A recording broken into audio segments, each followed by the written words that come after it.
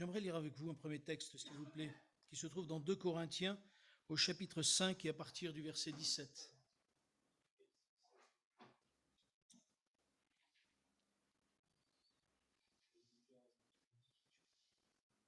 « 2 Corinthiens, chapitre 5, verset 17.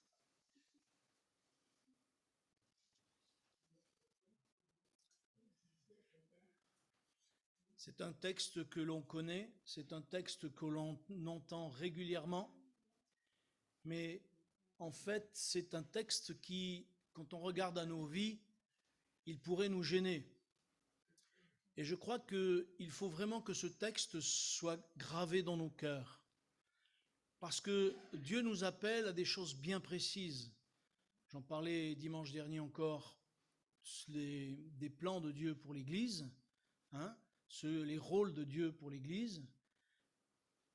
Eh bien, je crois que ce texte fait partie de ces choses que nous devons intégrer dans nos vies, mais les intégrer complètement. Non pas que ce soit seulement un passage, mais que ce soit quelque chose qui vraiment vienne jusqu'au plus profond de nous-mêmes, afin que nous puissions prier. La parole dit ceci: si quelqu'un est en Christ, il est une nouvelle création ou créature. Les choses anciennes sont passées. Voici, toutes choses sont devenues nouvelles. Amen. C'est un texte qui est fort, parce que si on réfléchit un petit peu, lorsque je me suis converti, j'ai regardé ce texte et je me disais, mais Seigneur, moi je ne peux pas le vivre ce texte. Ta parole me dit que je suis une nouvelle créature, mais je vois bien ce que je suis dans mon caractère, je vois bien ce que je suis dans ma nature, je vois bien que j'ai vite fait de monter comment dire, en pression, en ébullition, comme on voudra dire. Pourquoi? Parce que c'est mes origines qui sont là, et mes origines bouent. Alors le frère il rigole parce que je suis un pied noir mélangé avec un espagnol, on ne sait pas trop, né en Algérie, vous savez, donc ça bout tout ça au fond de mon cœur, et je me disais, mais Seigneur, comment c'est pas possible? Mais pourtant, je crois que c'est quelque chose qui est possible.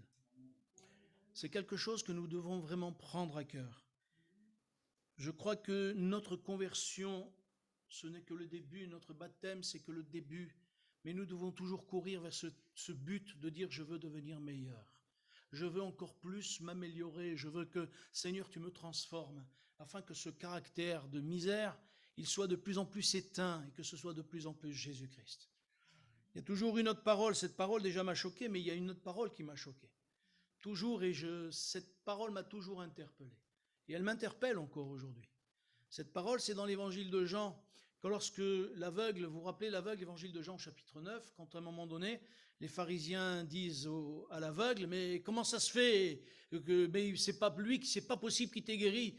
Il dit, écoutez, moi je sais que j'étais aveugle et que maintenant je vois, et je sais que Dieu n'exauce pas les pécheurs. Donc s'il a été exaucé, c'est que c'est pas un pécheur. Parce qu'il disait, mais il est dans le péché, etc. Et il dit non. Alors moi, cette parole m'a interpellé parce que j'ai dit, Seigneur, alors, si je ne suis pas tout le temps exaucé, peut-être que je suis encore trop pécheur. Alors on pourrait se poser cette question. Mais c'est vrai que nous sommes des pécheurs graciés. Et parce que nous sommes des pécheurs graciés, c'est pas parce que nous sommes graciés que nous devons nous laisser aller. Mais parce que justement, nous sommes graciés, nous devons tout faire pour que cette grâce nous emmène plus loin avec le Seigneur. Et ce soir, j'ai un thème particulier. Peut-être je vous le dirai ou peut-être je ne vous le dirai pas le pourquoi il est venu sur mon cœur. Mais ce thème, c'est la colère ne sert à rien. La colère, elle ne sert à rien. On a beau dire, on a beau faire, mais cette colère que nous avons tous, certains vont dire non. Parce qu'on ne voit pas. Des fois, on dit, cet homme, oh, ma mère, elle disait, un vrai bout de pain, tellement, parce que le pain, c'était bon. Donc, chez nous, le pain, ça voulait dire quelque chose. Alors, il est tellement bon, il est bon comme un bout de pain. Seulement, quand on ouvrait le pain, il n'était pas toujours si bon que ça, le pain. D'accord ?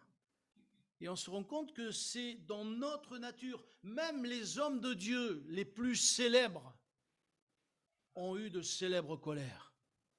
Et j'aimerais en lire un avec vous, s'il vous plaît, qui se trouve dans le livre des Nombres. Le livre des Nombres.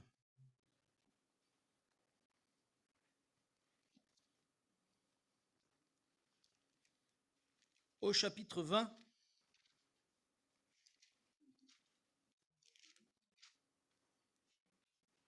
Et à partir du verset 7.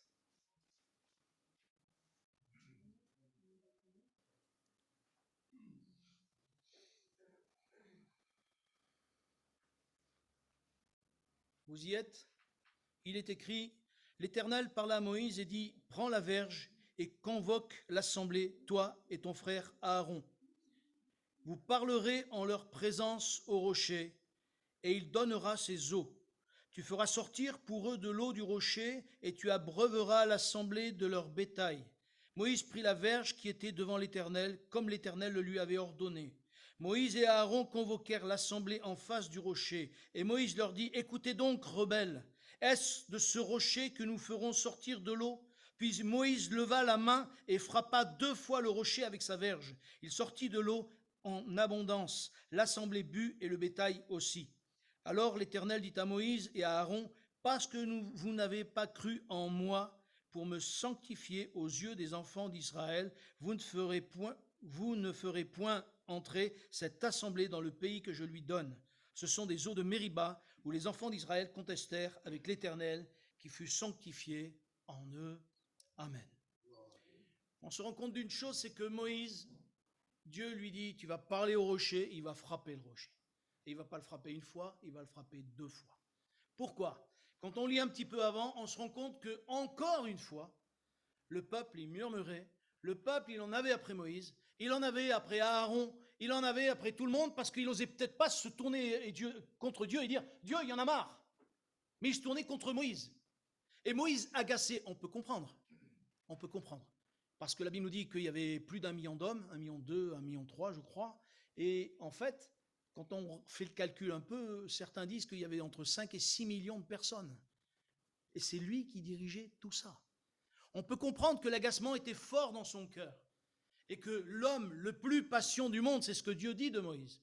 Il était l'homme le plus patient du monde, et pourtant, il s'est mis en colère. On se rend compte que la colère, d'ailleurs, il y a un refrain dans ce monde, qu'est-ce qu'il dit, un dit-on, la colère est mauvaise conseillère. Déjà, même ce monde réalise que la colère est mauvaise conseillère. Mais pourtant, on se rend compte des effets de la colère. Il y a une colère extérieure, c'est ce que Moïse a vécu. Il a tapé le rocher 2 fois. Mais qu'est-ce qui arrive quand nous, des fois, nous sommes en colère? Et vous savez, la colère, ça paraît pas au départ. Ça commence par des fois une petite chose. Une toute petite chose. De rien du tout. Et elle grossit, elle grossit, elle grossit. Regardez dans les couples. Qui mieux que les couples pour savoir la colère ce que c'est? T'as mangé du pain? Quoi? Qu'est-ce que tu m'as dit? Mais pourquoi tu me parles comme ça? Et hop, hop. Bon, ce soir, tu dors à la salle à manger. Allez, hop, terminé. Non, c'est pas ça. Hein. C'est presque ça. C'est presque ça. Pourquoi? Parce qu'on laisse petit à petit monter la colère. Au lieu de tout de suite dire, oh, qu'est-ce qui m'arrive là? Qu'est-ce qui m'arrive? Et on laisse la colère monter. Et il y a après des actes de colère. Et on se rend compte dans la parole de Dieu, les actes de colère, des actes qui des fois dépassent ce que nous voudrions faire, des paroles même qui dépassent nos pensées. Des fois dans la colère, on va dire quelque chose à quelqu'un qu'après on dit mais j'aurais pas dû dire ça, ça m'a échappé, mais c'est pas ça, tu m'as pas compris. Oui, mais j'ai bien vu ce que tu as dit, donc ce que ta bouche parle, ton cœur, c'est ce que ton cœur pense. Mais non, c'est pas ça, c'est sorti tout seul. Mais trop tard, c'est trop tard.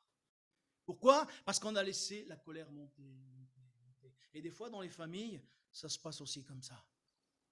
Et des fois, pour des bricoles, les familles ne se parlent plus. Il y a eu des meurtres à cause de la colère. Prenez les enfants de Jacob. Leur sœur, elle a été abusée. Mais en fait, il semblerait qu'il voulait la marier. Et je ne sais pas, mais s'il voulait la marier, c'est peut-être que la fille était consentante. Je ne sais pas, moi. Parce qu'on ne veut pas se marier avec quelqu'un qui n'est pas consentant, vous êtes d'accord avec moi? À moins qu'on lui mette un fusil derrière l'épaule ou derrière dans le dos en disant tu vas te marier, mais sinon, non. D'accord? Mais elle, je ne sais pas, mais les frères, ça leur a monté à la tête et ils ont tué tout un peuple. Et après, que veut dire Jacob?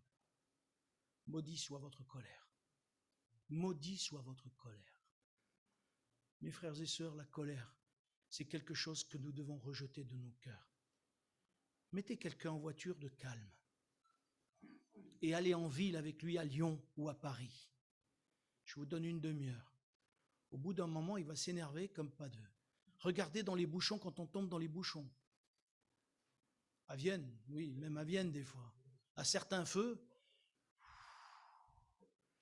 c'est que des fois, il faut qu'on se calme. Faut que nous-mêmes qui sommes chrétiens, nous avons du mal avec cette colère. Et je crois que nous devons faire attention que cette colère ne prenne pas le dessus sur notre communion, parce que vous savez que la colère, elle coupe la communion. Elle coupe la communion avec les hommes. Elle coupe la communion avec Dieu. Elle peut couper la communion avec notre épouse, avec notre mari. Parce que la colère est là. Et des fois, nous sommes là en train de ronger notre colère. Nous sommes là en train de la ronger, nous la rongeons. Et au lieu de dire non, je vais tout effacer, je vais repartir à zéro. Non, on la garde parce que je ne veux pas plier. Je crois que la colère, sans se rendre compte, elle fait monter en nous l'orgueil qui est en nous. Et je crois que ça, voyez-vous, nous devons vraiment faire attention. Parce que si nous n'arrivons pas à arrêter notre colère, c'est qu'au fond, nous sommes orgueilleux et que nous ne voulons pas plier. Pas plier devant ma femme, non? Et la femme va dire, je ne vais pas plier devant mon mari aujourd'hui au 21e siècle. Non, mais MLF. Non, c'est pas comme ça, les femmes. Et pourtant, même dans les églises, des fois, les femmes, elles disent, non, c'est nous. Bon, restons calmes. Et c'est pour ça que nous devons vraiment tout faire pour que cette colère ne soit pas dans nos vies. Je vous ai donné quelques exemples, mais j'aimerais lire quelques textes avec vous, s'il vous plaît. Le premier dans les Proverbes, au chapitre 29, et le verset 22.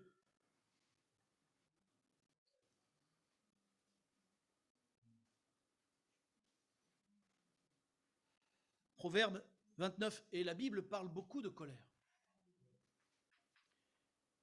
Il est même dit qu'un jour viendra sur le monde la colère de Dieu. Et que pour l'instant, Dieu contient sa colère parce que Jésus a été donné. Parce que nous sommes encore dans le temps de la grâce. Et Dieu ne va pas encore répandre sa colère sur ce monde. Il se contient pour sauver le plus grand nombre. Mais quand il verra que plus personne ne veut de sa vie, de son existence, que plus personne ne veut de Dieu tout simplement, la colère de Dieu se déversera. Et là, ce ne sera pas la même chose, je peux vous le dire. Il est écrit, chapitre 29, verset 22, « Un homme colérique excite des querelles, et un furieux commet beaucoup de péchés. » Caïn et Abel, pourquoi ils se sont disputés? Pourquoi il y en a un qui est mort par rapport à l'autre? Quand le Seigneur va dire à Caïn, le péché se couche à ta porte, ça voulait dire quoi, dites-moi? Mais pour moi, ça voulait dire, attention, la colère, elle est là en toi. Elle est en toi, elle est stagnante. Parce qu'il y a des colères qui se voient. Il y a des colères où il y a des gens qui cassent tout. La colère, je me rappelle, j'avais une vingtaine d'années et je faisais un peu de musique avec un ancien qui avait autour de 80 ans. Et il me disait que mais quand j'étais jeune, j'avais de l'énergie. Il n'était pas tout à fait converti, mais il s'approchait du Seigneur. Il me dit un jour, j'étais dans mon bureau, mon chef, il m'avait énervé, mes collègues, ils m'avaient énervé, tout le monde, j'ai pris ma chaise, bon, je l'ai fracassé partout. Et tout le monde a eu peur. Et le téléphone a sonné, il a dit, oui, allô? Tout le monde a été étonné, mais comment ça se fait? Il dit, j'avais besoin de me défouler. C'est la chaise qui a ramassé. Hop, terminé, la chaise. Il a dû changer de chaise. Mais vous vous rendez compte jusqu'où on peut aller? C'est pour ça qu'on ne s'étonne pas après. Il ne faut pas s'étonner que quand Dieu nous dit que nous sommes des pécheurs, que Dieu nous dit que nous avons besoin de changer, d'être transformés. Il ne faut pas que la colère nous soit aujourd'hui, regardez le monde autour de nous, il est de plus en colère. Les gens, on ne peut rien leur dire. J'allais dire, c'est viral, ça devient viral, quoi. Ça se communique, la colère. J'ai même vu des gens en voiture. Ils ont commencé à être en colère par la fenêtre. Ils sont sortis de la voiture et ils se sont fracassés. On se dit civilisé? Non. Eh bien, je crois que chez nous, il y a quelque chose que nous devons réaliser. C'est que Dieu ne veut pas qu'il y ait chez nous de la colère. Jésus sur la croix, il était quand même, il aurait pu vraiment, mais il n'a rien dit. Il s'est laissé faire comme un agneau qu'on mène à la boucherie. Moi, je me disais, mais Seigneur, j'aurais été là-bas, j'aurais pas supporté, quoi. Mais Pierre n'avait pas supporté. Et le Seigneur l'a repris. Eh oui, il a coupé l'oreille de Malchus, et le Seigneur l'a repris. La peur, la colère. Des fois, la peur nous rend colériques. Mais c'est là aussi qu'il nous faut maîtriser les choses. Quand le Seigneur nous demande de maîtriser les choses, c'est pas pour rien. Dans les Proverbes au chapitre 15 et au verset 1er, c'est aussi un verset qui parle à mon cœur. Il est écrit ceci: une réponse douce calme la fureur, mais une parole dure excite la colère. C'est ce que je vous disais tout à l'heure. C'est-à-dire qu'il suffit des fois de peu de choses, une parole dure, une parole trop ferme, une parole qui veut tenir les choses, et puis ça fait plus de mal que ça ne fait de bien. Je crois que dans toute la parole de Dieu, il nous est parlé justement de cette colère qui fait plus de mal à chacun d'entre nous, parce que non seulement elle fait du mal aux autres, mais elle nous fait du mal à nous, et on ne se rend pas toujours compte. Regardez, lorsque Ésaü, le frère de Jacob, il s'est senti frustré, lésé, parce que justement, on lui avait volé son bien pour lui. Bien sûr qu'il avait donné pour un droit d'aînesse, bien sûr qu'il avait, pour un plat de lentilles, que je dise, il avait laissé son droit d'aînesse pour un plat de lentilles. Mais après, la colère est venue, parce qu'il a senti que la bénédiction partait de sa vie. Et il va dire des paroles fortes au chapitre 27 de Genèse. Il va dire: quand mon père sera mort, il allait garder sa colère. Et j'aimerais peut-être dire à quelqu'un ce soir, si tu as de la colère contre quelqu'un, ne garde pas ta colère. Ne garde pas ta colère. Parce que le fait de garder ta colère, ça va te miner à l'intérieur. Et comme je le disais tout à l'heure, la colère, elle nous sépare les uns des autres.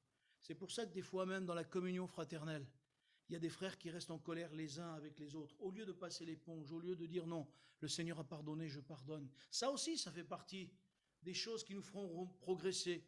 Si nous décidons, parce que ça c'est une question de décision personnelle, la colère de dire non, je ne veux pas la colère. Non, je refuse la colère. Non, je veux avancer sans la colère.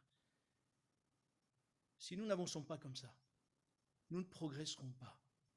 Je crois que nous devons faire les choses pas à pas, petit à petit. Sinon, nous ne pouvons pas tout faire. Nous ne pouvons pas gagner sur la colère, sur la peur, sur les angoisses, mais non, mais sachons petit à petit régler les choses. Quand la parole nous reprend sur un problème, sachons dire: Seigneur, aide-moi à régler mon problème de colère. Des fois, j'ai été surpris de voir certains chrétiens répondre à d'autres chrétiens. J'ai été le témoin de ces choses et on aurait dit que entre les uns et les autres, il y avait l'électricité dans l'air. Est-ce que vous croyez que Dieu peut bénir des situations pareilles? Ouf. Ben moi, je ne pense pas. Parce que la Bible nous dit, l'Église était en paix et elle grandissait par l'assistance du Saint-Esprit. Et s'il n'y a pas l'assistance du Saint-Esprit et si l'Église n'est pas en paix, alors nous ne pourrons pas grandir. Et pour que le Saint-Esprit ait la pleine liberté, il faut que ces choses soient balayées de nos cœurs. Encore 2 versets, s'il vous plaît, dans les Proverbes au chapitre 37.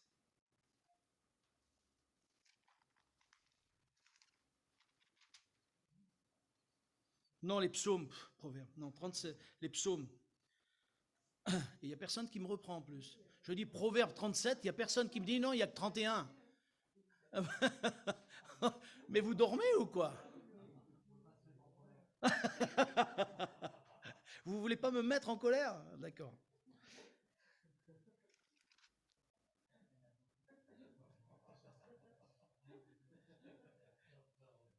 certaines fois, il y a des circonstances qui font que on n'a pas envie de se taire et ça nous met en colère. Pourtant, la parole là nous montre une chose. Verset 7 du chapitre 37, il est écrit « Garde le silence devant l'Éternel et espère en lui. Ne t'irrite pas contre celui qui réussit dans ses voies, contre l'homme qui vient à bout de ses mauvais desseins. Laisse la colère, abandonne la fureur, ne t'irrite pas, ce serait mal faire.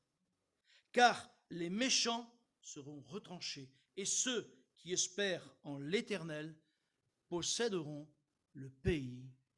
Amen. » Et moi j'aime cette parole parce que je me dis que chaque fois qu'on nous fait du mal d'une manière ou d'une autre, et ça arrive, et ça arrivera encore,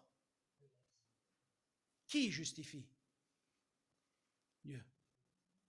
Si nous savons espérer, comme nous l'avons dit, garder le silence et nous attendre à Dieu, c'est lui qui nous fera justice.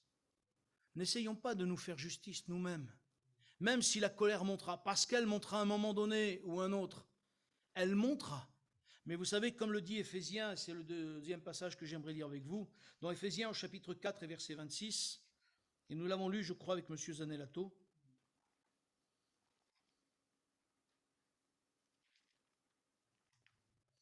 Éphésiens chapitre 4 et verset 26.